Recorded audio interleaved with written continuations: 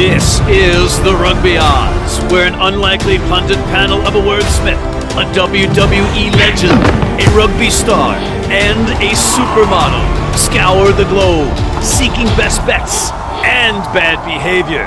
Are you not entertained?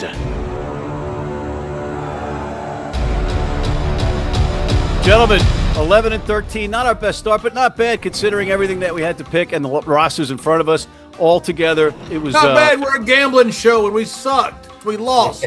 All right. You're the captain of the freaking Titanic. John, everybody gets a trophy these days, okay? And great legends like Mike and the King need to be on 2 Cents Rugby because they're good. Well, not this week.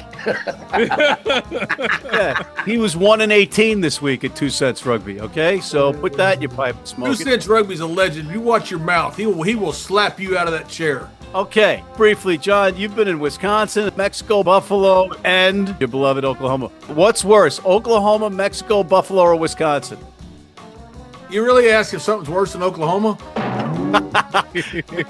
Think we got the answer. See, Trump is right about the wall. He's wrong about the location. We need to build a wall around Oklahoma and keep those stupid rednecks for the rest of the country. That's a Texan calling an Oklahoma and a redneck. They have good bingo parlors and good meth labs in Oklahoma is all they got. Somebody learned how to read about 6 months ago. It was statewide news. Will they You be ought to watching? beat Oklahoma. You're Buffalo, it's about as bad. Gift, you want to apologize to Crusaders fans? No. But, hey, look, man, broken clock is right twice in a day, so kudos to them. But you know who I do want to give pride to? Houston. For continuing to come back from last year and being a disappointment when it mattered most, year after year after year. I thought last year was their final chance to do anything of note, and look at them, back into the championship game. I like the way you pivoted from one that you lost to one that you won. That was nice. Very seamless. It seemed like you were actually passionate, but I see right through it. Bam! Bunch of bullshit, Gift. Mike, can you give us an update on Delhi Belly and how it's affected the India Sevens? No, Delhi Belly is still very much a part of daily life for somebody in the RPL. I don't know who. It's a different man every day. I lost one 2 days ago for 24 hours. Delhi Belly is still alive, but the RPL is doing all right. It's moving well. It's an interesting thing. The sleeping habits have changed. We've all become teenagers. We don't go to sleep till 3 a.m. and we don't wake up till 11. Well, nobody's twisting your arm, Mike. You can go home. You can't go home. No, you can't go home. Oh. You're here for the duration. It's great fun. I mean, it's good He's fun. He's not a quitter, Matt. He doesn't quit.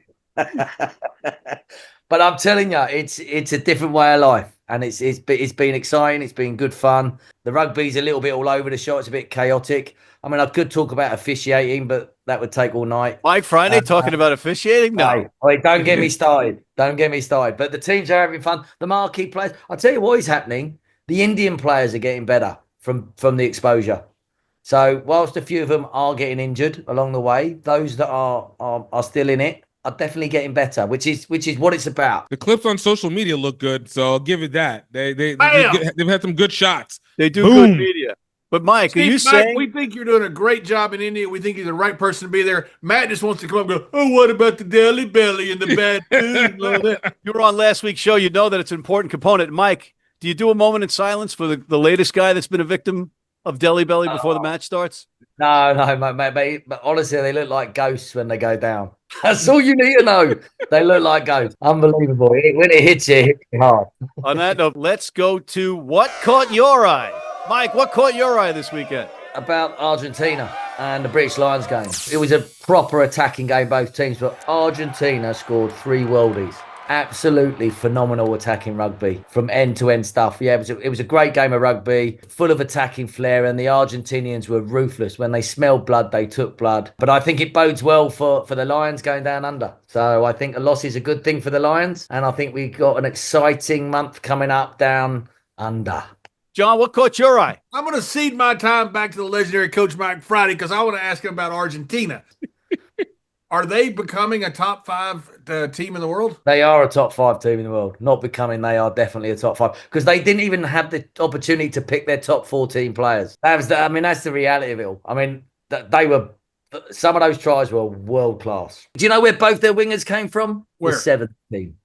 Alexander Gonzalez or whatever his name is? No, it wasn't those. It was Rodrigo Isgro, was on one wing, and Mendy was on the other wing. Nice. Gonzalez was meant to be here, but he was injured. Gift, what caught your eye? Going back on that Crusaders-Chiefs game, and it goes back to what I said again. It's these teams that don't want to finish when they're supposed to. The Chiefs had this game. I don't think I've been wrong any time. Even when the Crusaders win, I'm still been right. Even when the Crusaders cover the spread. Still been right. Okay. Still been right. All right. They were not supposed to, and teams just keep quitting because they think they won at the end. You're supposed to follow until it goes 0-0. Stick to your guns. It's commendable.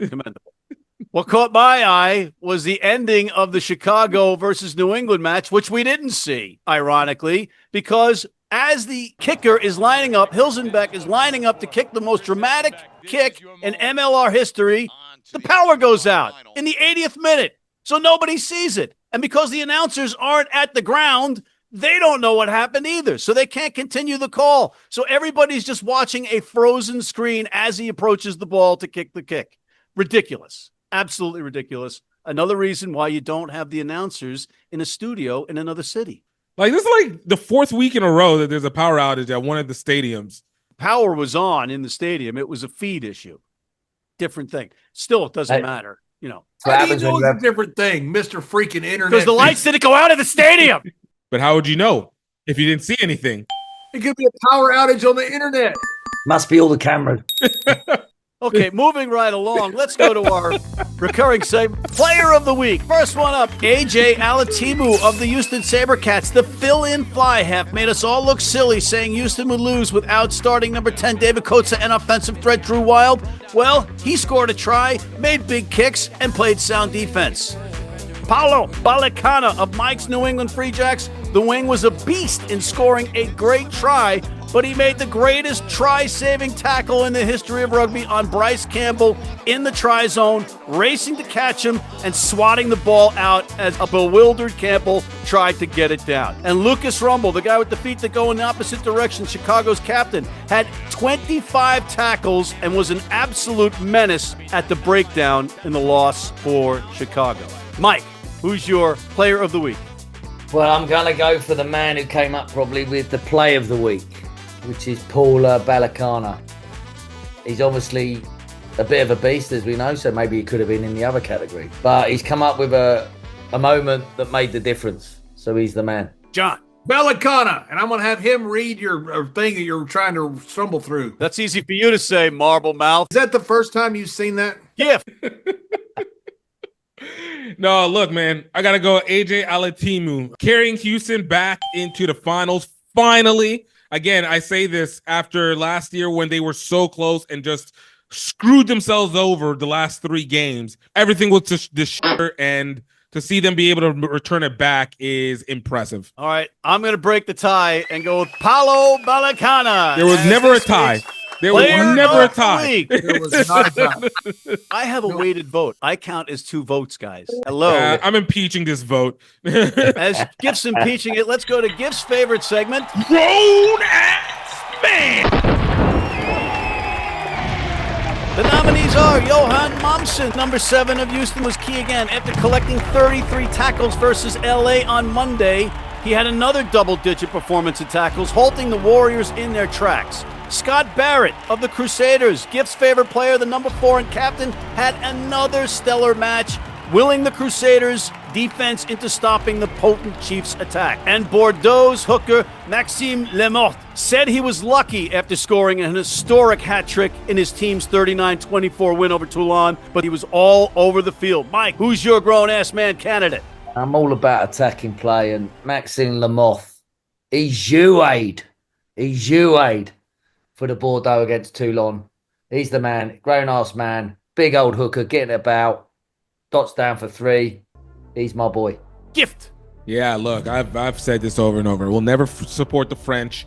I refuse to give Matt the credit for the Crusaders. So Johan Momsen with Houston, going back-to-back on my Houston love, taking them to the championship finally.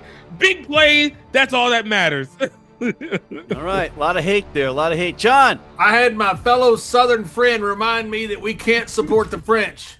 Boom! Going with Johan from Houston. Let's support the South Africans. We will support the South Africans. Matt won't, but we will. All right, I'm going to pick Johan Momsen because he might be on MLR Weekly this week. And, I can't not pick him because he was heroic in both matches for his team. So I saw that as a criteria for the grown arse, man. If you're on the MLR Weekly, you're in. Johan Momsen Is this week's grown-ass man.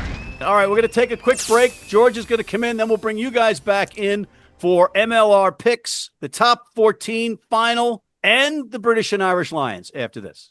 Hey fans, we've got a Major League Rugby Championship pregame show for the ages live on Saturday, 11 a.m. to 12 p.m. noon. For those in Rhode Island, get to the MLR Fan Festival and join the audience at the Guild in Pawtucket. If you can't be with us, watch us live across MLR YouTube, the Rugby Network, TRN TikTok, TRN X, and TRN Facebook.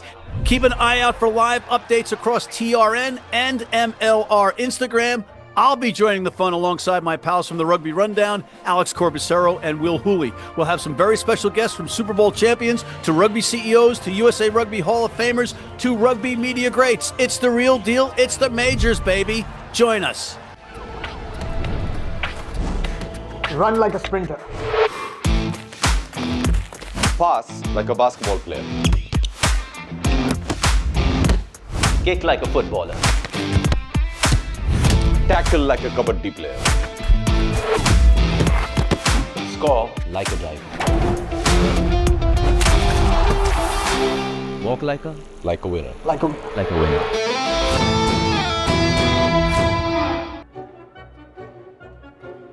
Why are you wearing your wife's glasses? I'm also wearing her underwear, so who gives? If you're in New York City and want to watch some great rugby, have some great food, and some great times, go to the world's best rugby pub, the Pig and Whistle on West 36th Street.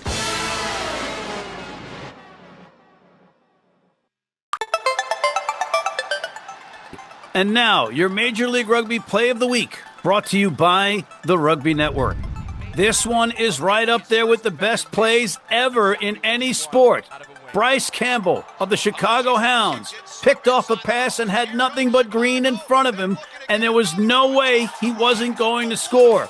But cut to Paulo Balacana, who was shot out of a cannon and not only caught Campbell, but knocked the ball loose in the try zone, preventing a huge score in what would turn out to be a 1-point victory for the reigning champs. And that is your Major League Rugby Play of the Week, brought to you by the Rugby Network. And we are back, and we have the pleasure of once again welcoming in the Irish rugby legend George Hook for his recurring segment, Headlines with Hook. the British and Irish Lions. Take it away, George. Well, of course, the big deal was Dublin. Lions versus Argentina. Despite hugely inflated seat prices, a full house. The Irish rugby playing support thought more about the Lions in a way than it almost did about Ireland. I am appalled, all right? Let's get this straight. This is not the British and Irish Lions. This is the United Nations Lions. It has destroyed the whole tradition and meaning and everything of the Lions. There are now 7, at my count, complete foreigners playing for the Lions. New Zealanders, South Africans, or whatever. Australians. And then also, in recent years, they play a minimum number of games. Schmidt has now destroyed the early state games where New South Wales and Queensland and so on cannot play their test players. So the Lions are going to be playing weekend teams. Why not just go down there and play 3 test matches and come home? First point. Second point, they were rubbish against Argentina, but then they've been rubbish before now in the opening game of the tour. I wouldn't have a problem with that. The great Lions team of 1971 lost the early games in Australia and beat New Zealand in Test Series to remain the only Lions tour to do that. But what did we discover? Fullback, no good, Marcus Smith. The right wing, Freeman, no good. Halfback combination, rubbish. So Farrell has learned quite a bit about his back line. He's not going to play these guys. I was astonished anyway that he would pick 2 inside centres. But even so, he's learned a lot, and he knows now which guys are just not good enough. I mean, he's got Jamison Gibson Park, a New Zealander, to come back and scrum half. Finn Russell of Scotland at fly half. Keenan Allen at fullback, and so on. He's got options. But if the Lions lose this tour in Australia, it damages Farrell's credibility enormously. I can give or take it, to be honest. I mean, it's not the Lions. But you're going to watch, aren't you? Only because you're paying me enormous money to watch it. I mean, Damn right. I will. I'm a junkie, you know. I think the whole thing was how good Argentina were. Yeah. Argentina were better in every facet of the game except the scrum. For me, it's incredible that they didn't have a strong scrum. But God, their halfbacks, their back play, their back row attack, everything about them was superb. They really were very impressive. I'm not sure what the ranking is in the world, but they ought to go up a couple of places. They're ahead of rubbish countries like Wales. Yeah. Now we have the Western Force standing in the way of the British and Irish Lions down under, and the spread is 20.5 points. What do you make of that? I think it'll be more than 20.5. Who the hell are the Western Force? I mean, it sounds like an Alan Ladd movie from the 1950s. They're rubbish. Did he play Shane? Oh, listen, what do you mean, did he? He was Shane, right. Okay. Oh, he was only about 5'2", of course. Right, they had him standing on boxes in most of the season. Standing on boxes, yeah. But the Western Force are rubbish. And then, if Queensland and New South Wales can't play their chess players, it's not a contest. So this isn't a tour at all. And the whole purpose of the Lions now is not rugby, it's not supporters, it's not tradition, it's not history, it's just money. And there you have it. Headlines with Hook. Thank you, George Hook. Take care.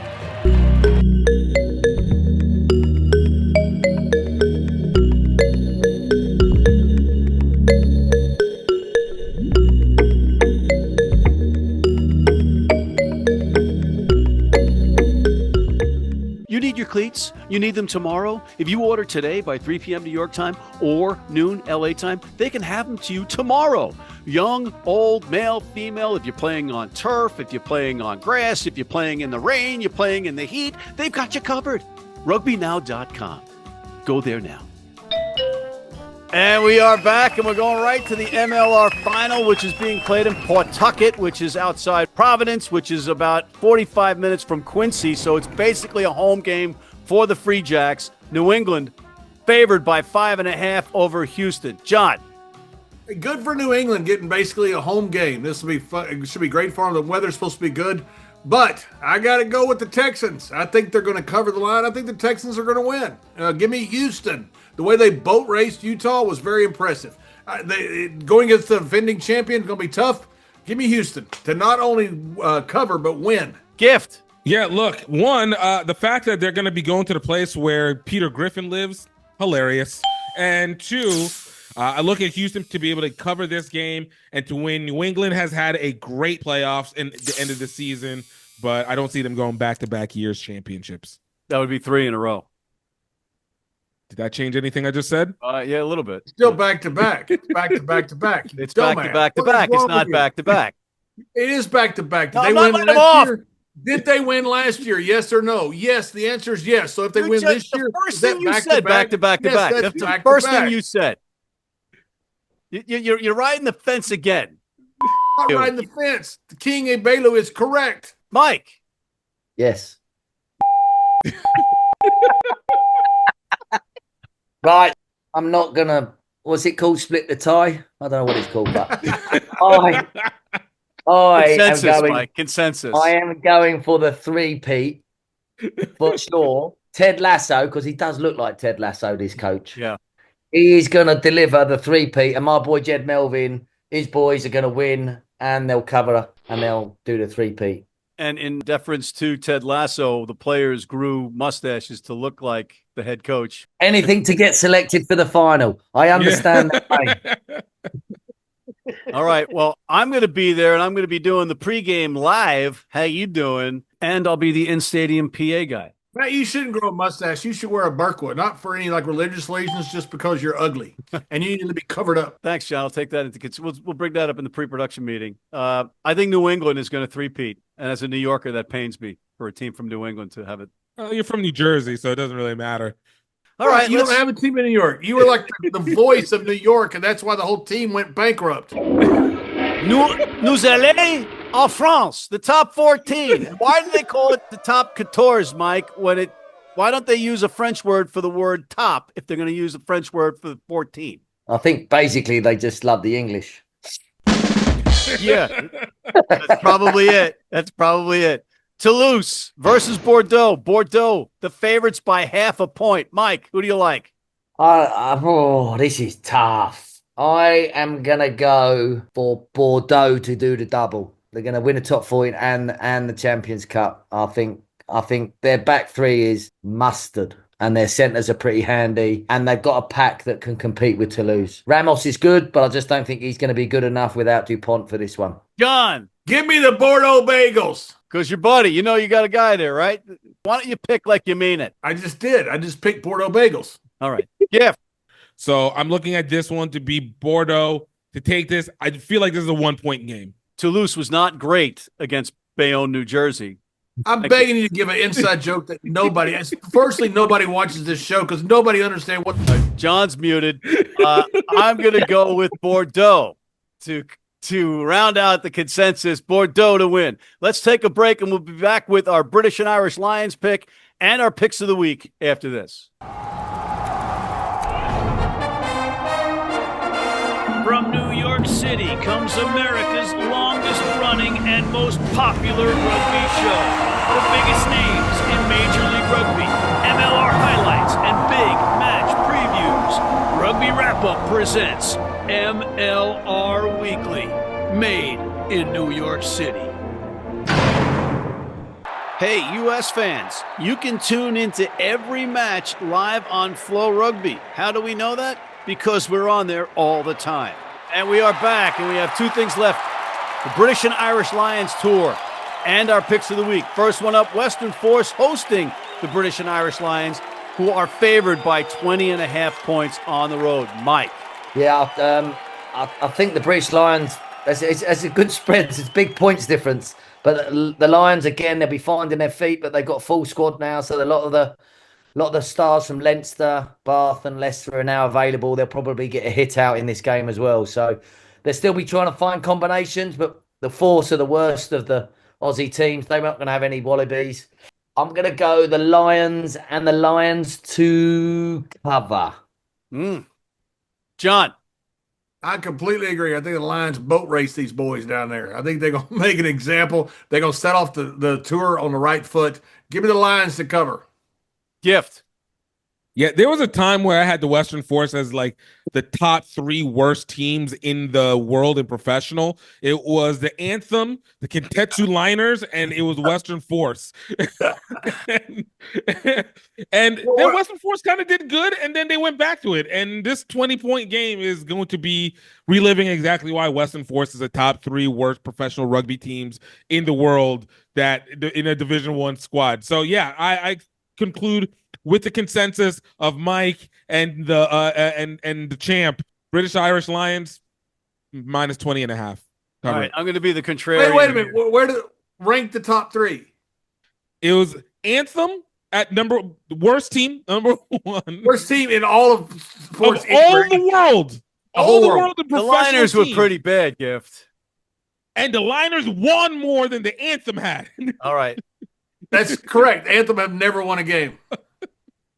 And then it was the Liners, but then the Liners got regulated, and now it's like Hanzu now. Liners aren't even the best in Division 2. That tells you how bad they were as a professional team. And then Western Force moved up to like number 4 in the worst. So, I'll give them some credit. They did a little something. All right.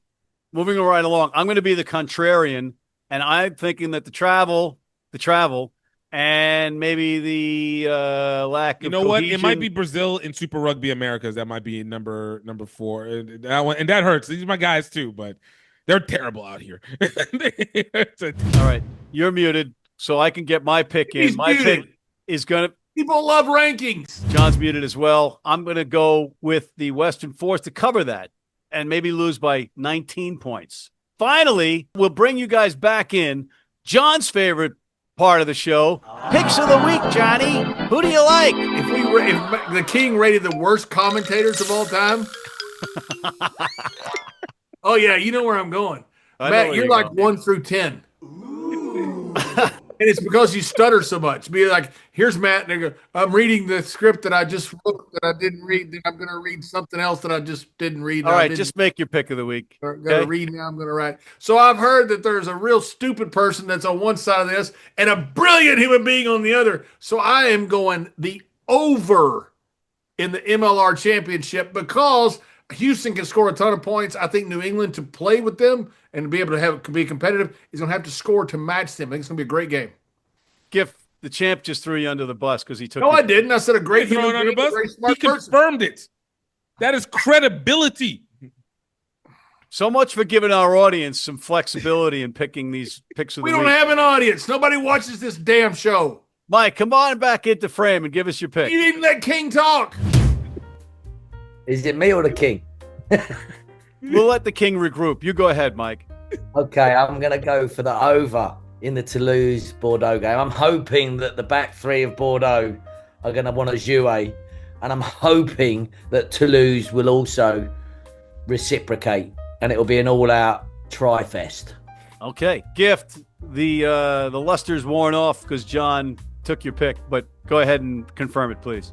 I mean, hey, look, we know greatness knows greatness, all right?